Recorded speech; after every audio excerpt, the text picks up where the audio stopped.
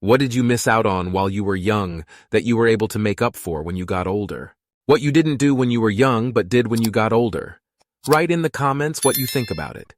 Enjoy the show. Story 1: Buying Things I Want. Grew up in a poor, single-parent family.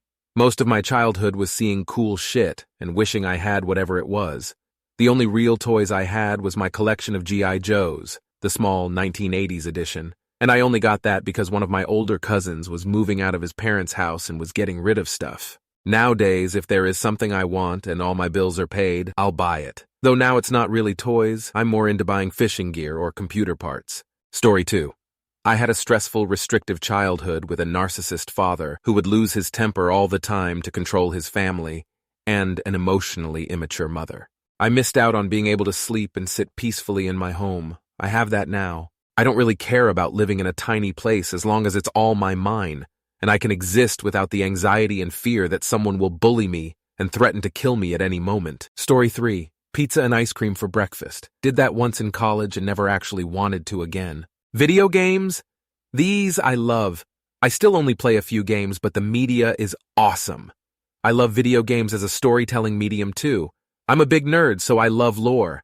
I have a history of health issues that make my fine motor control just a little bit off, and I have some neurological disorders, so I have also gotten really interested in learning about accessibility in games. Story 4. I was stone cold sober all throughout high school and my first go at college. Now I'm in my late 20s and a total stoner. Honestly, it's kind of for the best. I wouldn't have trusted my younger self with it, and weed was only recently legalized in my state anyway, so the timing worked out. Story 5. I have this moment I remember vividly for some reason. I was at a family gathering, and I was asked to make the lemonade. It was a bunch of powder in a big tin. I got a little bit on my hands and licked it off. Sweet and sour heaven.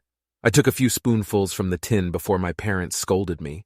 I remember thinking, ugh, when I'm an adult I'm gonna get lemonade powder and eat as much as I want. 10 years later, I'm now addicted to sucking on those packets of lemonade powder. Childhood dream achieved. Story 6. I was bused to a wealthy middle school since I was a gifted child. I remember being amazed at how the kids had multiple pairs of different colored shoes. We weren't extremely poor, but I only got one pair when school started. Now I own about 25 pairs of the shoes I wanted as a kid. Sometimes I imagine going back in time to tell 12-year-old me, you'll get them one day. Story 7. Not much. I had good parents as role models. If I missed out on something, it was my own fault. We were far from wealthy. Dad was a school teacher by day and worked in the garage at night fixing customers' cars. Mom was a nurse of and on, and a mom full-time. I was always encouraged to do things that were within reality, so I knew where the limit was. Knowing this taught me sensibility and responsibility. Now, as an adult, if I want to do something, I determine if it's a good decision that will be beneficial to my life, and if not, well then it wasn't for me. I am content and have no regrets for the most part. Story 8. Riding motorcycles. Even though my mom lived in a different state, she always discouraged me from getting a motorcycle. Sadly, we lost our mom from cancer. Unbeknownst to each other, my brother and I headed to the motorcycle shop and purchased a new bike. We rode quite a bit together, but rode several thousands of miles on our own. Story 9. Flying. I grew up in the 70s and 80s. Flying was expensive, and I am one of 5. We grew up in a town that had the full economic spectrum, but was more on the side of the upper middle class. It was common for classmates whose parents made the same amount as mine but had fewer kids to go on cruises, go to islands, ski vacations, or maybe Europe. It's all very privileged, I know. But boar trips were 5 kids packed into a car in the pre-minivan days. My father traveled for work, and when we were old enough, he took my mother on vacations that required flying. After they went to Hawaii, my dad felt we needed to see it, so he saved his points for years. And when I was 16, he took us all from NY to LA, to Hawaii, Kauai, to San Francisco, then home. Awesome trip. I can't complain that I was in any way deprived. As an adult, my husband and I try to take one destination vacation a year. Although I know flying is terrible for the planet, I do like exploring. Story 10. Sleeping in and not going to church. My parents were assholes about letting me sleeping in during my summer break, and was made to go to church and after-school religious studies. I also became the kind of parent I wanted. My kids got to sleep in during their school breaks and didn't make them go to church indoctrination classes, educated them on the different religions there are, and allowed them to go with friends to their church's events if they wanted to. In my house growing up, we weren't allowed to have a difference in opinion from our parents. We'd be shut down. If my kids did, We'd encourage them to explain why and have a discussion about it. We were able to raise 3 good humans without threatening them with eternal damnation. I take that as a win. Story 11. How fun a childhood could be. I was able to provide a secure, loving home that was consistent and respectful, where my children could play and have fun. We engaged in primal scream therapy, going to parks in the evening, reading in forts made of blankets, sock fights, and all manner of play indoors and out. We threw balls in the house and laughed about it. We didn't have a lot of money, but I am forever thankful for the opportunity to be an at-home mom. Story 12. We were poor, not homeless, and we had enough food, but otherwise poor. I was the oldest out of 5 kids. Even as the oldest, I got by with hand-me-downs from neighbors. Back then it was cheaper to sew clothes, and so kids would make fun of me for really only having new clothes that were sewn in August when my mom would make a bunch. Hand-sewn items were definitely not cool back then.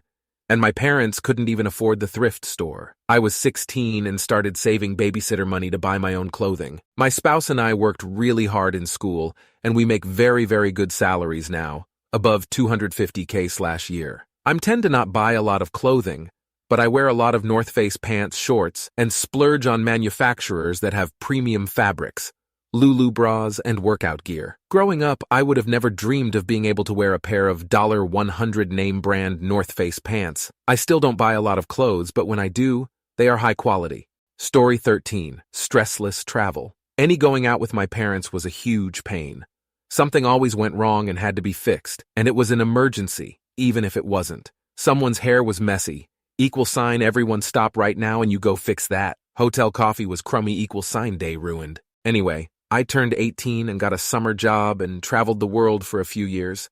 No one ever asked about my hair, and sometimes the coffee turned out to be tea. It was great. Story 14. When I was younger, I didn't have a really happy childhood. My family dynamic was all kinds of screwed up, and there wasn't really laughter or play or happiness. I'm 30 now, and I have a 7-year-old stepdaughter I've been raising as my own since she was 1.5, having silly tea parties and playing pretend, playing dress-up, learning new cheers, and becoming a cheerleader.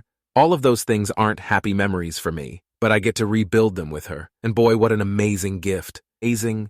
Story 15. Grew up with parents that wanted me to basically be my own self-sufficient adult from as far back as I can remember, and realized as an adult that I'd missed out on a lot of kid stuff. Now, I'm doing and buying all the stuff I wish I'd had as a kid. Lava lamps, stuffed animals, board games, cutting down my own Christmas tree, going to the zoo, snowball fights, coloring, etc. It has been so damn fun, and I've gotten to let myself experience the joy of playing. 110 would recommend. Story 16. I got pregnant and got married too young. I dropped out of high school, so I missed prom and graduation and later the party years. When my children went to school, I went to college. Of course, it wasn't exactly the same, but I did get a decent education. Then, when I got divorced, I threw caution to the devil and joined the military. It was a lifelong dream, and at that point in my life, I was overweight, miserable, hated my life. It was do it now or never. I went to airborne school after BCT, and I ended up deploying twice to Afghanistan, once with the airborne infantry before it was technically legal. Again, not exactly the same, but no one parties like the 82nd LOL between deployments. I partied like a 70s rock star. I also fulfilled my dream to live in Europe and traveled extensively. I'm finally out of the army, and I have zero regrets. I might have done life backwards based on modern expectations, but I got everything done I wanted to do. If I die today, my life was a crazy, interesting, never boring thrill ride, and I'll go happily. Story 17. Going to local punk and hardcore shows, often at small venues or in someone's backyard, and going to concerts in Los Angeles. I was very much not a rule breaker in high school, and my parents didn't approve of my alternative style, so I would have had to lie and sneak out to go to concerts. I've never been a good liar, and my dad's disappointment would have been devastating at the time. Now I'm a grown-ass adult with kids who fortunately love going to shows with me. My older son and I have been going to concerts of all sizes and genres for 15 years and counting. Every show is a gift to my younger self. Story 18. Finally telling my mother to fuck off and that I won't tolerate her abuse anymore. I came clean with her, finally told her all the abuse she allowed to happen to me thanks to her shitty taste in men. I got to meet my biological dad since then, and I'm much happier now. She faces the consequences of her actions, and even when that's super petty, I'm happy about it. I was miserable my whole life thanks to her. I'm not free of it, but I've made some peace with my childhood, teens, and 20s. I'm now in therapy and working and having a good life in my late 30s. I hope to be able to travel in my 40s. Story 19. Visiting the Tarzan musical for one. When I was 11 or so, I always wanted to go see that musical because I loved Tarzan, and I really loved the actor who played him back then, but I never could because we were poor and couldn't afford it. 11 years later, when I was 22, I saw that the same actor was doing that show again for one night only. I was still poor, the ticket was expensive, and I was pretty sure I'd have to starve for a week to make up for the difference, but I so badly wanted to go and see it that I just bought it. Never regretted it. Another thing, gaming. As I said, I grew up dirt poor. No electricity every couple of weeks kind of poor. And while I had this hand-me-down computer that my father had given me, the most I could do with it was play Sims 1 or do schoolwork. I always loved hearing about games from my friends, and I desperately wanted to play games like WoW, Assassin's Creed, and Vampire the Masquerade myself, but I simply could never afford the games or the PC necessary to play them. I bought my first proper gaming PC in 2020, and since then I've been catching up with the games I always wanted but never could play. Story 20. General social freedom and independence. My parents were immigrants and were scared of everything. They never let me and my sister hang out with friends after school. We never went on trips with friends, never went to sleepaway camp, never allowed to go to school dances or to the mall, and not allowed to date. 32 now, and married to a wonderfully secure man who encourages my independent and adventurous side. I've gone on several solo trips and vacations with my girlfriends, and generally given the freedom to experience the world. It truly is the best. Story 21. I've been wanting to paint my whole life, but never had the opportunity to learn. I work crazy hours, from 8 a.m. until about 9 p.m. I guess I've been waiting for my life to slow down so I could finally pick up a hobby, and I just realized that might never happen. I bought some painting supplies last week and finally started to learn. I can only paint for about 10 minutes a day, and I'm learning the very basics from YouTube, but I look forward to it the whole day. Story 22. I was a huge bookworm as a kid. After my parents divorced, I lived with a parent who wouldn't take me to Girl Scouts or the library. They also had limited knowledge of the world, and my constant questions about Earth and animals and life would receive a non-answer. What kind of rock is this? That's a leverite. Leave her right where you found it. Dad jokes are one thing. It's another thing entirely to not ever try to teach your kids, nor to ever display curiosity and never admit to not knowing something. This has never changed with them. I've got my own library now, and I buy whatever damn book I want. If I want to know what kind of rock something is, I'll find out. I'm never letting anyone limit my knowledge or destroy my thirst to learn. Story 23. Meeting my little sister. I was born 1991, she was 1993, but Mom was still young, trying to party and be a kid, so her family convinced her to put my sister up for adoption since she was barely raising me. I knew nothing about my sister until 5 years ago when Mom told me in a hotel room while she was visiting from NJ, originally from NC, but she married a NJ guy. She got an email from the adoption center saying my sister was requesting medical records, but still wanted no contact. Fast forward a few more years to 2023, and my sister found me on Facebook. It was the first time I even heard her last name, seen her face, and heard her voice, yet I felt like I knew her immediately. We got to know each other and discovered how much we had in common, despite growing up in two totally different lifestyles. She was homeschooled her whole life, grew up on a farm, dedicated to her faith to the point she attends church 3 times a week and teaches Bible study. She only listens to non-secular music, and the same applies to her 7-year-old daughter. I, however, attended public schools, even riding the bus from K-12. The closest I came to being on a farm was my aunt, who owned a few horses, but no one could ride them. I've attended church less than 10 times in 33 years, not counting weddings. My taste in music would make her dead grandmother clutch her pearls, but she's my sister, and I love her. We've yet to get into a fight, but I have gone MIA for a bit, for personal reasons, and that makes me feel awful, but I'm trying to get clean before I see her again. Story 24. My childhood was cut short due to my parents making poor choices. My older sister and I had to grow up pretty quickly, developed animosity toward each other because she had to help take care of me, etc. When I got older and got a job and found my own stability, I would splurge on experiences for my sister and myself. We'd go to the fair and ride all the rides, eat all the fair food we wanted, and purchase tons of crafts or souvenirs. I focused on fulfilling my inner child.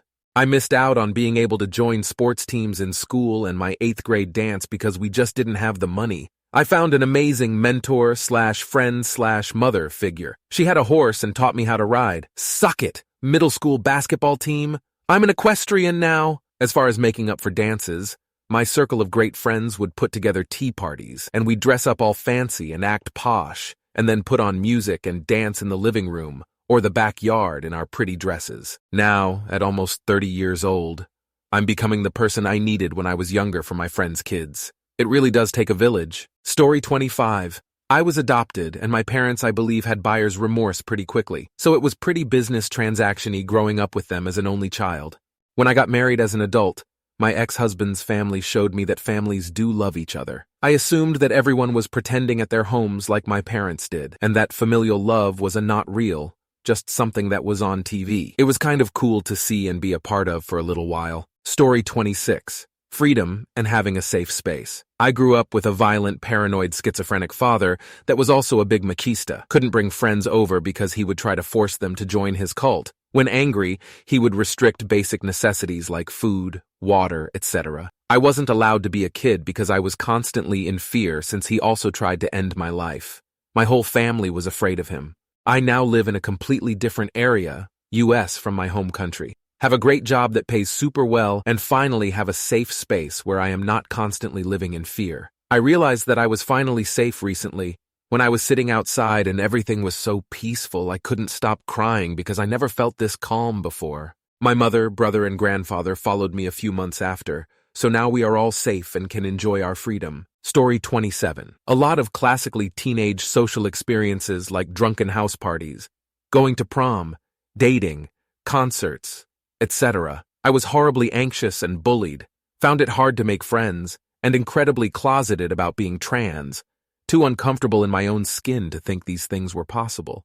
I spent most of my teenage years alone in my room on my computer. I told myself that I wasn't interested in any of that, had the I'm not like the other mindless robots who like partying and drinking mentality, but it was a bit of a coping mechanism, and I really did mourn missing out on social life, feeling as if I was missing the boat. Now I'm nearly 30, and slowly over the last 5-10 years, thanks to therapy and making real friends, I've gotten to experience a lot of this with nice people who are accepting. During Pride Month, someone organized a queer prom in my city for all of us who never got to go to prom as ourselves, and it was incredibly lovely and emotional to dance the night away to cheesy songs with other people like me. I'm also now in my first proper relationship, and it's really nice. I don't think age is just a number is appropriate in every circumstance, but it definitely is for a lot of things.